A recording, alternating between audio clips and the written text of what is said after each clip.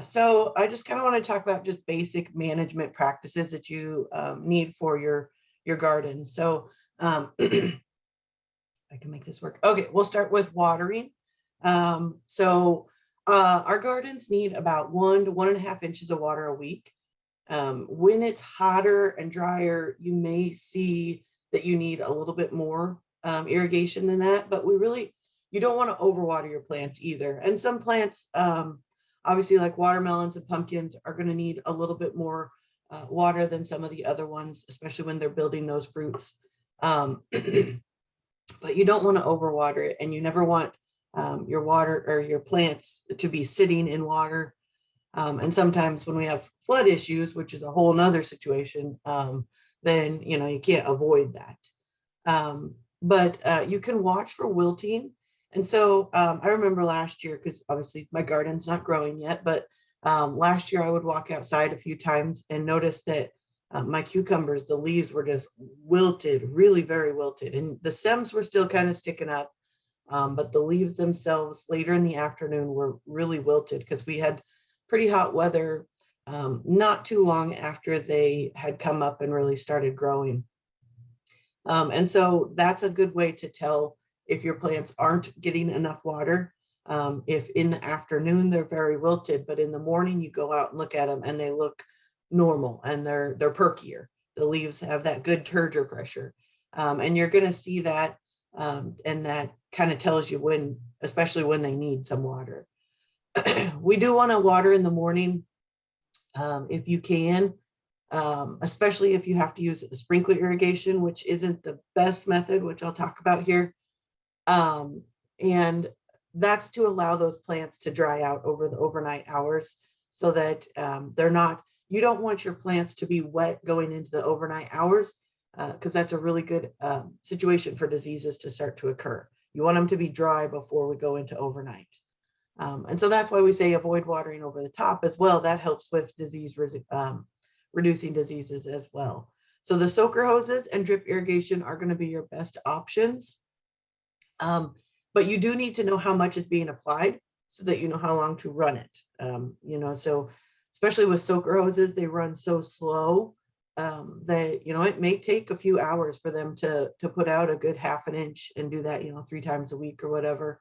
But you need to know how much is being applied. So you could set out a few tuna cans nearby if you don't know how much is being applied.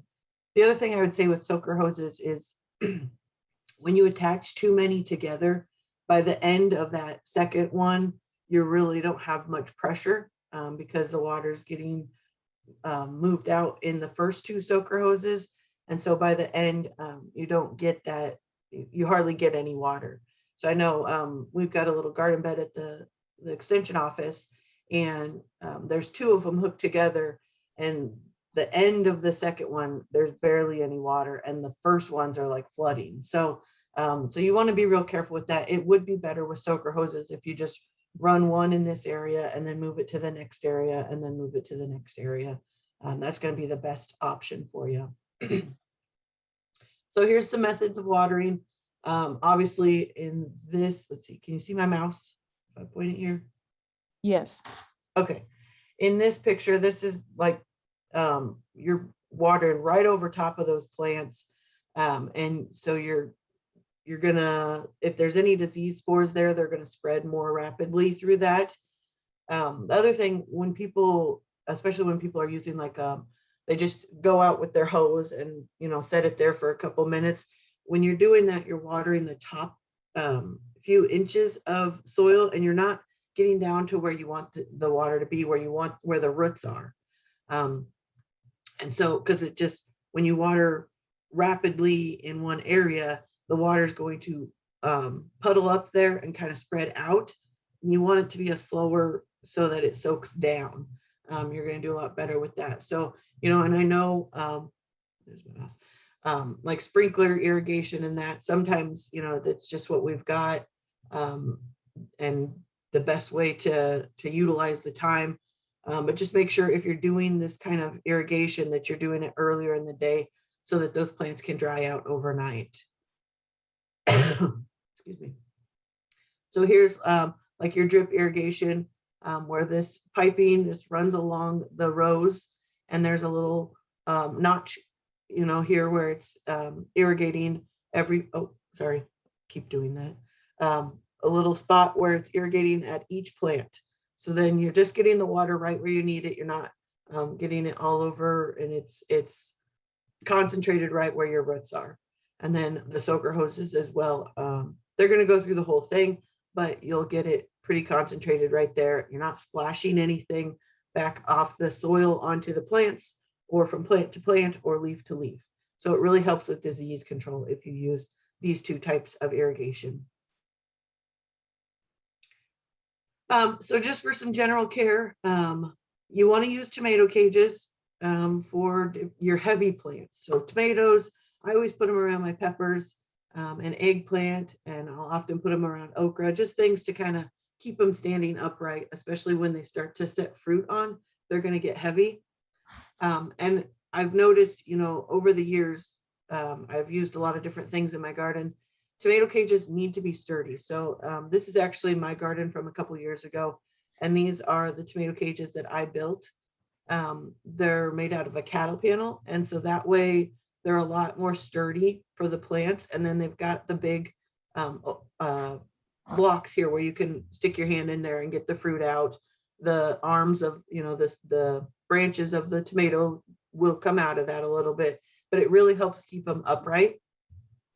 Versus I use the cheaper ones on my peppers and things like that, they don't need to be quite as sturdy, because your pepper plants don't fall over quite as badly, and don't get quite so heavy. So I'll use the cheaper ones on my peppers, but the more heavy duty on my tomatoes, so that they don't fall over. Because I would have, the year before I made these ones, I had where the tomato plant actually fell over in the cage. So I took another cheap cage and kind of propped it up, just trying to do what I could to hold it up. It wasn't a very good option. So we went to these instead. And you do need to make sure you put these on right when you plant. I've made that mistake before too. Waited too long, and then it's hard to get those arms back inside that cage. So you want to do that so that you're not breaking anything when you try to put them on later. And then you can use fencing. Pole beans need to be grown on either some type of a trellis or pole or fencing, so that they can spread upward. That's just how they grow. Fencing for peas and things like that. And then you can use it with cucumbers and some of those kind of crops. I'm going to try that this year in my garden. Just going to put up a panel and grow my cucumbers up on the trellis. I feel it will help me so that I don't miss them as much. There's always that cucumber that gets away from you because it's growing under the leaves and you don't see it, and then it's giant and unusable. So I'm hoping it'll help with that. It'll also help with airflow and help reduce some of those disease problems and things like that. So I'll have to give you guys an update on how that works for me. I don't know if anybody else has tried that, but I'm going to try fencing with those. I think my stepmom did last year. So, and then the other thing with fencing is to keep out things like your rabbits. If you've got a dog, that's out there and digging or things like that, you may want to put a fence up to keep that dog from going into your garden and digging around and hurting your plants. But otherwise, I use fencing around my beans. You don't have to use it around the entire garden if you don't want to. Usually rabbits are gonna be a real problem on beans and peas. Sometimes they will nibble. I've seen where they'll nibble a few leaves off of my pepper plants. But usually it's just right after I plant them, and they'll leave them alone once they start to get any size to them. But for those problem plants, for sure, you've got to put fencing around. I learned that the hard way. The first time that I planted beans, I was very excited. They had come up, 2-3 inches tall, and I went outside and I was all excited. Yay, my beans are coming up. And like the next morning I went out and it was like someone had mowed them off completely. And that was the rabbits did that. And so since then, I now put a fence up around it. It does need to be at least 2 feet tall to avoid them jumping over it. And you've got to kind of bury the bottom down into the soil so they can't go underneath of it. and bury it so it kind of bends outward so that they can't dig under there. And you do need that to be a 1-inch mesh. And you can use chicken wire for that, but does need to be a 1-inch mesh to keep like your baby rabbits out and stuff too. And then if you've got deer, the fences need to be a lot taller, so up to 8 feet tall. So if you've got problems with deer, that's a whole nother situation. You can actually use electric fencing for deer as well, if that's a problem. But I didn't go too much into depth on that one. I think more problems would be with the rabbits. Okay, so weeds. Weeds are one of those things you definitely have to control in your garden. If you don't, it will look like this. So I'm not gonna lie, this is my garden the first year that I grew it here at our house that we're in now. And I didn't do much with mulch. And you can see my tomato plant is very small. It's not growing very big. The leaves on, I think this is a cucumber plant. I think that's what that is, are real yellow, pale, because they're competing with all this grass. Plus it makes it more difficult to find your fruits and vegetables, and they're not going to grow very well. So you've got to have mulch so you don't have this happen. I like to try things in my garden, and then I can use them for examples of this is what not to do. So this is one of those. So after that, I went to a mulch. So it is a good way to manage those weeds in the garden. Like chemical controls you've got to be very, very careful in a vegetable garden with what you're using and how you're using it. And you really need to stay very far away from your plants. So it's not really the best option. So you're going to be a lot better off if you just mulch, because that keeps the weeds from being a problem in the first place. And you can use an organic mulch. That's the best. 2 to 3 inches deep. Don't go much deeper than that. And so you can use wood chips, the same mulch that you use in your flower gardens if you want to do that. If you've got a small garden, I'd say that'd be a great option. I use grass clippings in mine because I'm cheap and they're free. So I do use that. And then you can use leaves, you can use ground corn cobs, pine needles, straw, shredded newspapers. A lot of people I've heard we are starting to use the soybean mulch. So I haven't used that one yet, but I've heard some, I think some of my master gardeners have used that and had really good success with that. I say no landscape fabric. And the reason for that is landscape fabric, weeds can grow through it and they can actually start to germinate on top of the landscape fabric. And the other thing is that your landscape fabric, once it's there, it's always there, and it is a real pain to move. So I avoid landscape fabric really in all of my garden areas. I don't like to have to dig that back out later. The other thing you can do, obviously, mechanical control. So, hoeing around the plants. I don't get real close with my mulch, and so I hand pull around the plants to keep them in a good condition. If you've got wide enough rows, you can put different, like cardboard down on that, or even carefully, use your string trimmer through there if you have wide enough, but you've got to be very careful with that. And then, you can use some of those chemical controls. Preen, make sure it's the one labeled for use in your garden. So basically you just have to make sure your garden plant is on that label. So there is a couple of preen products that you can use in your garden. Just make sure that it's on there and that you're following the PHI so that's the pre-harvest interval. And that's how long to wait from when you harvest to when you can harvest, or from when you apply it to when you can harvest. Sorry about that.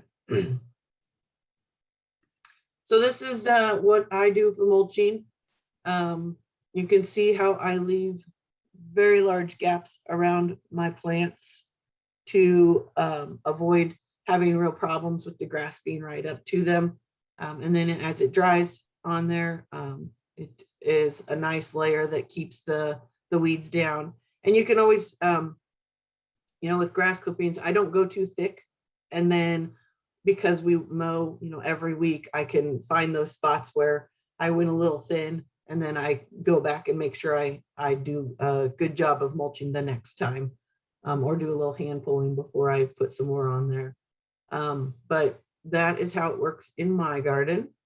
And like I said, you know, everybody uses a little different mulch and they use it in a little different method. So now it is best if you can dry those grass clippings, because if they're wet and applied as a mulch, they can cause some anaerobic conditions. That's why I leave that gap around my plants. It helps with that, so then I can still get the moisture down to where the plant's roots are. And make sure they don't have any pesticides in them. So in my yard, if we do anything, it's in the fall, but we don't do a lot of spraying and we don't fertilize. My lawn is very large, so I just kind of let it go. And that way then I can use those grass clippings on them. They used to say, you know, after you've done 3 mowings, you can use them. Well, now, because of all the different formulations and the different products we're using, you've got to be real careful with what you're using in the garden. And so if you've applied any fertilizer or pesticide to your lawn and you're wanting to use those grass clippings, I would read that label. It's going to say in there, can be used after this amount of time, or don't use as mulch in the garden. So I would just, if you use anything, be very careful. And so I know a lot of people, they'll get their grass clippings just, you know, oh, my neighbor's got grass clippings, I'm gonna use his. And it's always, do you know what the neighbor applied to their lawn? And if you don't, then you should not use those. If you don't know the source of those grass clippings and what may have been applied to them, then I would say don't use those for a mulch in your garden. It's a safety thing. You don't want those pesticides to be in the produce that you're eating.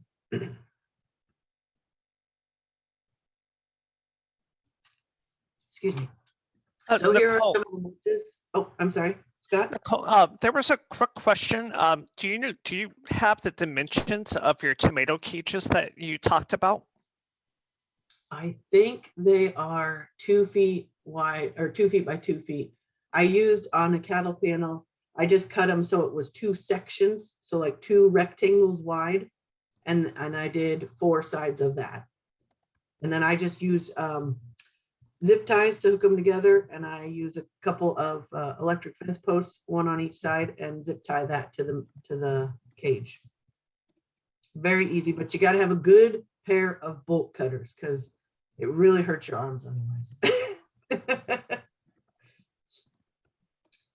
And I've seen like where some people use these round cages. So it's rather than a cattle panel, it's the, which one is that? It's a little lighter weight panel. And so if someone wants to chime in, I can't remember which, what they would call this, concrete mesh maybe. And so you can take this one, and this is a good one as well, and they just round those. So you cut just a section and then make it a circle. And then what I think a lot of them do is just on the ends, they make a little hook and then hook them together that way. And sometimes they'll even cut the bottom off so that you can just stick it right into the ground, just like you would with a regular tomato cage. And you might put a fence post in there just to hold them in place. But that would be another option for a little heavier duty than the $1 ones or $2 ones that you can buy at, you know, all of your box stores. You just need something a little more heavy duty to hold up to the weight of your plants. Otherwise, they're not going to work. But then some mulches that you can use. This is just a wood chip mulch. These ones are the shredded newspaper pieces. And actually, I have a master gardener. She knows someone who has a giant shredder, and they shred all kinds of papers. She brought me a little bag. So I'm going to try that around some of my plants and see how it works with the shredded newspaper. I've not used that yet, but she says it works really good. And with that, it's not going to break down. So once you get it wetted down, it's going to stay in place, and it's not going to break down quite as fast as my grass clippings that break down pretty much from week to week. I mean, not entirely, but they break down quite a bit pretty fast. And then the straw here as well works really well. And the thing with a lot with these organic mulches is that at the end of the year, you can till those back into the garden, and they can help with organic matter content in your soil if you're a tiller. Now I know Kelly talked about the no-till gardens too. It just kind of depends on what you want to do, but either way, as this stuff breaks down, it's going to add organic matter to your soil. All right, so insects. So anybody who knows me, I'm also an entomologist. So I really love talking about insects. I hope I don't talk too long on the bugs. So this is a squash bug.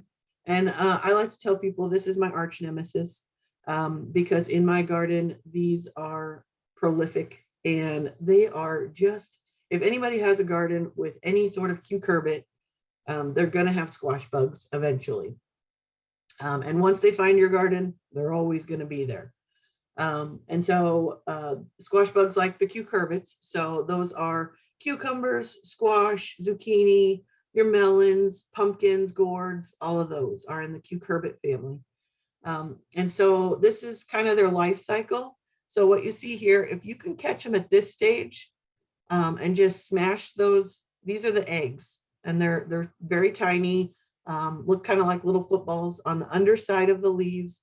And they're always going to be like right at the V here of the leaf margins. And so if you can find those on the underside, when you see them, smush them or pull that leaf off.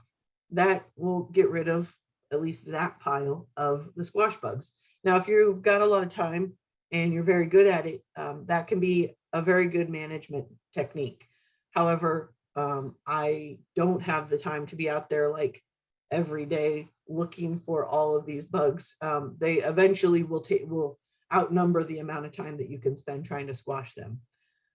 But so once they become, so after the eggs, then they emerge and they have like a green body with a black, pronotum and head here. And they're maybe not noticed so much at this stage. And then they quickly move into this stage. And this is probably the one where people notice them the most in that some of those earlier instars. So they're immature insects at this point, but I get calls of these white or gray bugs with black legs. And that's what we see with the squash bug. And these then eventually turn into, this is the adult. And they all live together, all in star stages with the adults, with the eggs. They're all just one big happy family. But they can do a lot of damage. And so this is a picture of what they'll do early on. So squash bugs are a true bug. And so they have a piercing, sucking mouth part. And so they're going to pierce that little mouth part into your plant leaf and suck the juices out. And so that's why you get this speckling appearance. And eventually it'll turn into some brown spots and dead leaves. And then in really high populations, they'll start moving onto your fruit and doing damage to your fruits as well. And so these are definitely ones you want to keep an eye out for and manage. And so, and I have a couple of management slides coming up. I'll talk more about that. And then this one is squash vine borer. And this one is actually, I don't have a picture of the adult. The adult is a clear wing moth. It's kind of an orange color with black edges to the clear wings, pretty cool looking. And that will lay the eggs at the base of your plant. And so the eggs are laid right here at the base where your plant comes out, again with the cucurbits. This one's pretty common on, I find it a lot more on my zucchini than I do on my cucumbers. But they will lay their eggs here. And then as it hatches, they bore into the stem. And so then you've got this larvae boring through here. And eventually your plant, and it's pretty quickly, the plant will die from this because the larvae in here is disrupting the flow of water and nutrients to your plant. So you'll see this, this quick wilting and high amounts of heat stress. And then if you look at the base of the plant, you'll see this frass. Well, frass is insect poop. I always say that it looks like something came, chewed on the base of your plant and then kind of didn't like it, so it spit it back out, because that's kind of what it looks like. And it's all just kind of this jumble of gnarled plant material right here at the base. And then you'll also see when it's first starting, possibly some poor fruit development from that. So this is squash vine borer, and once it's in there, you can kind of slit open the stem and pull that guy out. But you've got to do it fairly early on, because basically most of the time, once you've got squash vine borer, your plant will die from it. And then these are cucumber beetles. Now, entomologists are really creative how they name insects. So we've got the striped cucumber beetle. So it's a beetle that likes cucumbers. This one's striped, and this one is the spotted cucumber beetle, right? So we call them as we see them, makes it easier for us to remember things. But they will do some feeding damage on the roots of the plant, as well as up on the leaves themselves. Typically, we don't see huge populations of cucumber beetles, but the big problem with them is they spread bacterial wilt to your cucumbers. And so you can see this picture, basically you cut the stem and you push it back together. And then when you pull it apart, you'll see these strings. So that's the bacteria string test. And so if it doesn't have the bacterial wilt, those strings won't be there. But if it does have that bacterial wilt, that's where you see those strings coming across. It holds together when you pull those two pieces apart. And so this is spread by that cucumber beetle. So that's where most of our damage from the beetle is caused, or it comes from. Typically, this is mostly on like melons and cucumbers, not so much on pumpkins and squash. But if you get the bacterial wilt, your plant will die from that, and you need to get rid of it as soon as possible so that it's not being spread continually through your garden. So with all of these pests, basically inspecting the leaves, removing leaves with eggs on them, removing the actual insects if you see them, and then we can use some insecticides. So in the garden, I go with 7-8 or bifenthrin because those are the 3 that are labeled for use in a vegetable garden. And so they're going to be the best ones to use. I wouldn't continually always use the same one. So if last year you used 7, this year I would go and find 8 and use that instead. And what that does is that helps with with insecticide resistance. Excuse me. So moving around or using 7 the first week and then switching to 8 and then back to 7 and then to 8, that also helps. So just make sure that you're not continually using the same thing all the time. But their peak season is going to be in June. So you want to really be scouting and or spraying. June and July are big times for these insects. And for squash vine borer, you can actually wrap the base of the stem in like an aluminum foil or something. And that will help so that the adults, the females, can't lay their eggs on that plant. And then cleaning up at the end of the garden season helps with their overwintering location. So tomato hornworms are another problem that we'll see in the garden. This guy, actually, I really like him. He's such a cute little caterpillar. And not little, they get very big. But they can do quite amount of damage. Here you see what they've done. They've chewed all the leaves off and all you have is the midrib. And they're going to do that pretty quickly. And it can really be 1 or 2 tomato hornworms on the plant that does that. And so this is the adult of the tomato hornworm, just one of our sphinx moths. Hand removal really works very well with the tomato hornworm. They're not going to bite you. You know, if you've got kids or grandkids, you know, you can play with the caterpillar. They're really fun. But taking it off and either moving it to a different plant or throwing it in a bucket of soapy water works pretty well with tomato hornworms. Cutworms, certain years we're going to have a lot more problems with them than others. Last year, I think early in the season, we had quite a bit of problems with cutworms. And they were the ones that were climbing up and chewing like the leaves, the fruits, and the buds. And so sometimes you'll see those, but the other ones are the ones that you'll go out and your plant is cut off right at the ground level. The difference between this and rabbit damage is that a rabbit is going to cut it off and eat it, whereas a cutworm is going to cut it off and leave it there. And it can be on a lot of different plants, but they're pretty easy to manage and they're early. So once your plant gets much size to it, you're not going to have problems with cutworm. It's just those early transplants where we see problems. And some of them do feed on roots.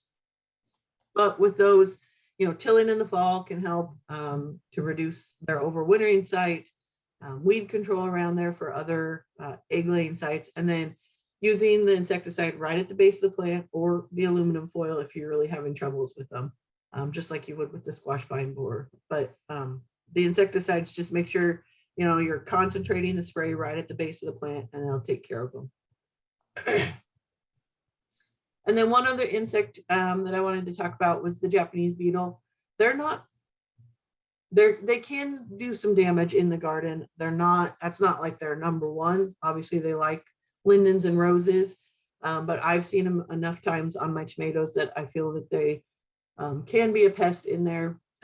But the good thing with them is that if you go out in the evening, they're going to be kind of balled up, and there's a whole bunch of them in this ball, and you can just take a bucket of soapy water, place it below the leaf, and just tap on the leaf, and the whole ball of them will fall in there and they'll die.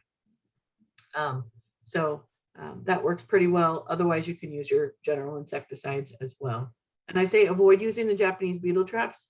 That's because those are an attractant. You're going to have everybody else's Japanese beetles wherever you place those. So don't use those.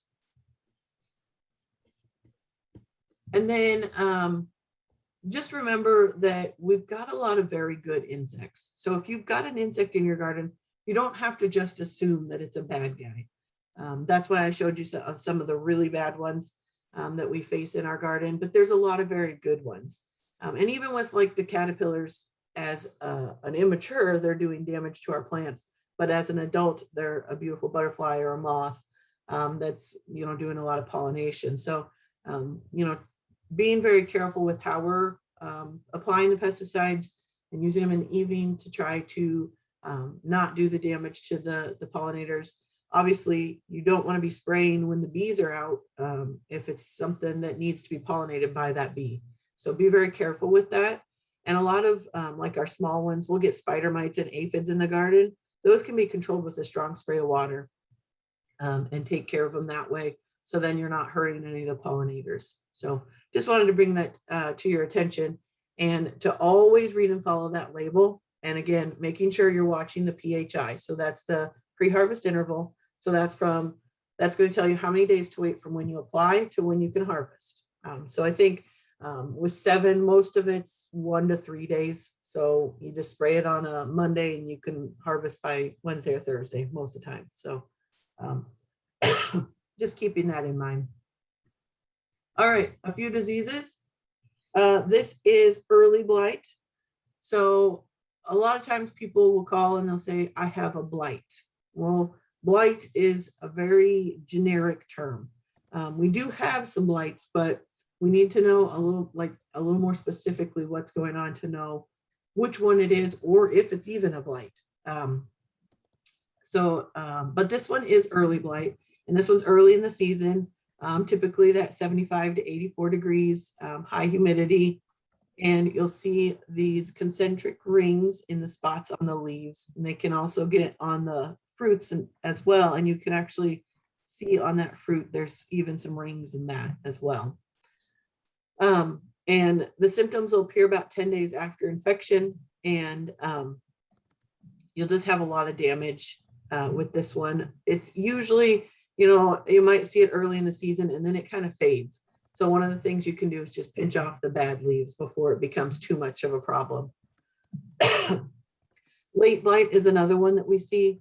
And this one's later in the season, and it's where, let's see, this one is, am I getting it confused with the next one? Okay, so this one, you'll just see those water-soaked leaves on the plant. It can develop onto the fruits as well. And you might see even like some white mold along the edge of the spots. But this one likes moist weather with cool nights, so 55 degrees at night and moderately warm days, but it won't appear in temperatures above 86. So it's when we are getting a little cooler in the air. But this one can overwinter on dead plants of tomatoes and potatoes. Potatoes are a big problem with this one as well. So this is why we want to clean up the garden at the end of the year. Even if you do a no-till garden, you want to make sure you're pulling that plant material out at the end of in the fall when you're done harvesting from them. And that helps with what diseases were there the year before. Hopefully they won't overwinter and be right there again the next year. Septoria leaf spot is one, and I think I see this most every year in my garden, and it starts at the bottom of the plant, but it comes on so late in the year that it's not a huge issue for me, but it can start earlier in the year. But what you're seeing is it starts as these little tiny black dots on the leaves, and then they can enlarge to circular spots, and they're going to have brown margins and gray or tan centers. The leaves turn yellow and then will eventually die and fall off the plant or stay on as a crunchy dead leaf. But you'll see this one in 59 to 80 degree weather with high humidity. And we can actually spread this one when we're pruning and harvesting. So as we're moving through the garden, we can spread it that way. So be very careful. And that's why you want to make sure you have plenty of space between your plants. That's the hardest thing when, when I plant my garden, my little teeny tiny baby plants are like 6 feet apart, but you do that so that you've got plenty of space for the plant to grow and still have that airflow. Airflow is going to help a lot with a lot of these diseases. But the Septoria actually overwinters on plant debris that is incorporated into the soil. So make sure that you pull them out before you do any tillage. And it can also survive on horse nettle and black nightshades. So if you've got those near your garden, you want to control those. And it can also be found on potatoes and eggplant.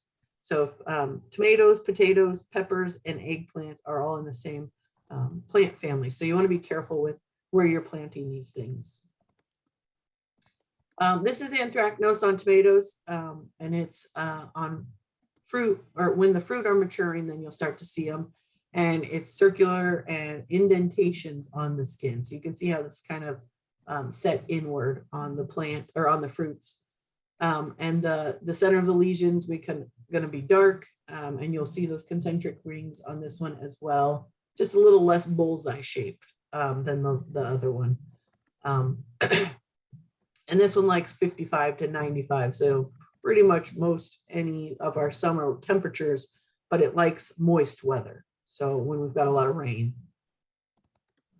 And this is, we also can see anthracnose on cucumbers. It's a little different type of fungus or species of fungus, but you'll see those yellow spots on the leaves as well. And they can turn brown and dry, and then they'll leave holes in the leaves. So as this spot becomes dry, it becomes kind of, papery. And as we see winds come through, it'll knock that paper sheath out. And so that's where you see holes. So sometimes people come to me and they think it's an insect because there's a hole, but it's actually from the disease and the spot just falls out. But this one is more humid weather and wet weather, but a little warmer, 70 to 80 degrees. Oh, there's another picture of it. Another one on cucumbers is alternaria. And this is mostly on muskmelons, but you'll see the circular spots with the concentric circles on there, and they eventually dry out, fall off. So it's on stressed plants and in warmer temperatures. So just be careful, make sure you're keeping your plants happy and healthy, and that'll help a lot with them. And then bacterial spot and bacterial speck, they're very similar. Found on tomatoes and peppers. The spot, the speck is a tiny pinhead, raised black specks on the leaves and the fruits, whereas the spot is a little larger spots. So specks, are smaller than spots, but otherwise they're pretty much the same. This is seed-borne disease, and it's going to overwinter in the soil and on the plant debris. And it's often then introduced by the transplant themselves. So just make sure you're getting good material from that's clean of diseases. But this one likes warm, humid, wet weather, 75 to 85 at night even. So it's pretty warm. And then this one's bacterial. This one's angular leaf spot on cucumbers. And again, you're just going to have kind of square shaped spots on the leaves. They can turn white and dry up and fall out as well. So this one also 75 to 80 degrees. In general, pretty much all of our garden diseases can be managed through good sanitation, you know, making sure you're cleaning up in the fall, removing and destroying those infested plants, sanitizing garden tools, and then using resistant varieties, good transplants, rotating the crops from year to year. So John and David talked about that last week. And then also planting those related plants away from each other in the garden so they're not spreading to their next door neighbor there. And then avoiding overcrowding. So I've seen that too many times. You know, it's hard when you get this tiny little plant to think how big it's going to grow and to make sure that you're not planting too close together, because if it's crowded, you're not getting the airflow and everything's going to stay wet as you water, and then you're going to have more problems with that. I've seen that. There's a gentleman I know who I feel like his space that he gardens in is about 6 feet long and about 3 feet wide, and I think he puts about 6 or 8 plants in there, tomato plants. So it's a very crowded situation. He doesn't get much fruit from it because they're not getting any sort of good care, and then also seeing problems with the diseases and things like that. And then make sure you're watering at the base of the plant. That's going to help. Watering in the morning also helps. And then mulching. So mulching helps with diseases as well, because if you've got that mulch there, you don't have the bare soil. So if it's a soil-borne disease and you have bare soil, as water hits it, it's going to splash those spores back up onto the plant. Whereas if you've got the mulch, that's a layer between it. So hopefully, so then it wouldn't have the splash from the soil, at least. And then there are some fungicides. You've got to determine if the price of the fungicide is worth the backyard garden plant or not. So, and there are some pretty good ones, and they're relatively easy to use. And I think the PHI is like 0 or 1 day on most of those things. So like the copper fungicides can be pretty easily used. So just a couple other things we might see in the garden that are not caused by diseases or insects. I wanted to cover a few of these. These kinds of things are just kind of, some of them are kind of weird. So one of them is blossom end rot. If you've gardened for more than a year, you've probably seen blossom end rot. And this can occur on a lot of different plants. I've seen it on my peppers, my tomatoes, zucchinis, and I don't grow watermelons, but this picture got on the watermelons as well. So you've got the bottom, so the blossom end of the plant or of the fruit, the end that the flower was on, so it's the one away from the plant, that rots away.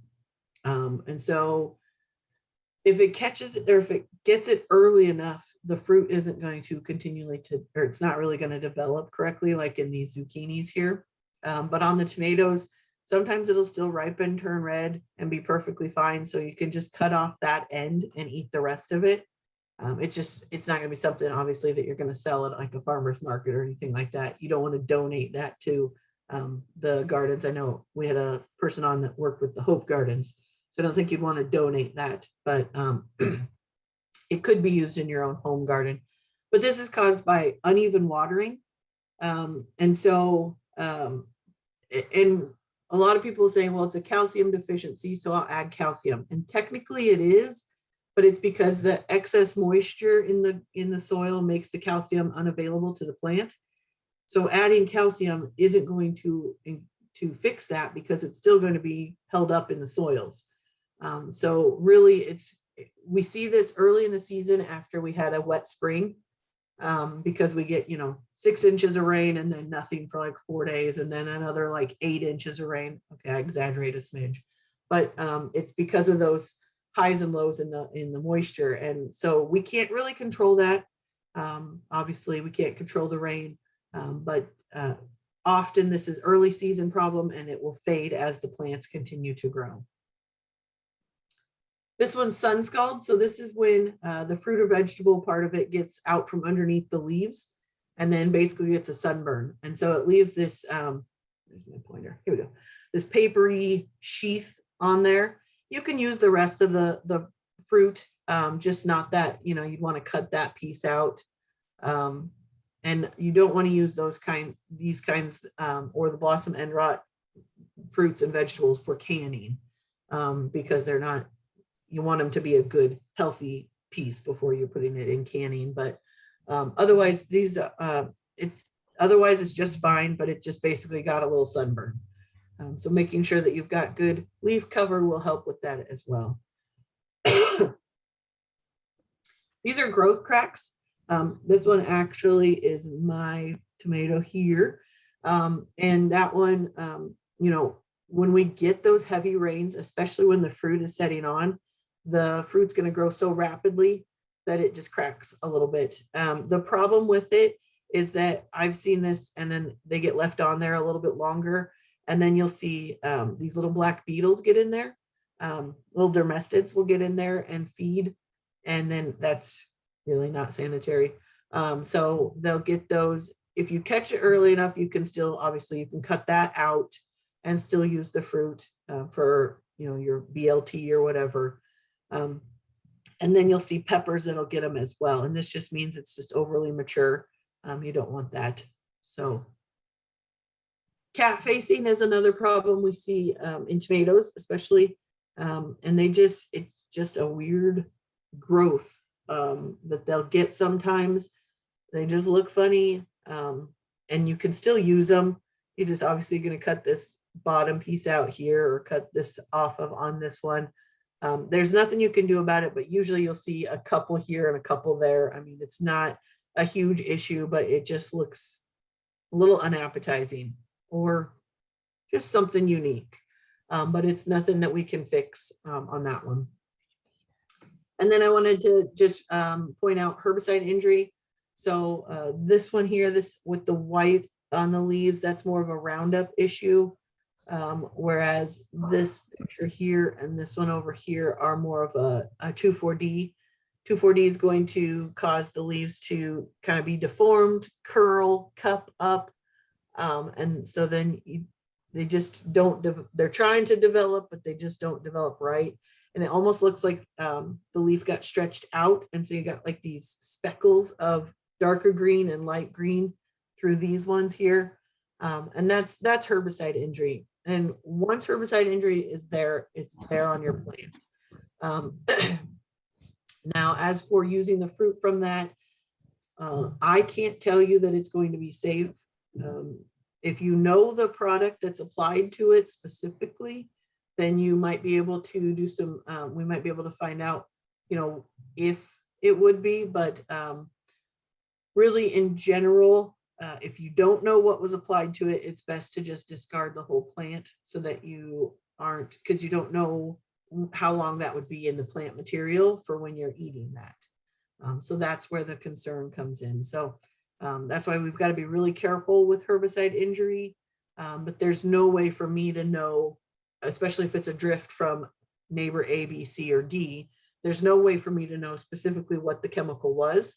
So there's no way to know if it would ever be safe to consume. So that's why we kind of go with that one. But you will see this, tomatoes are very sensitive to 2,4-D injury. So.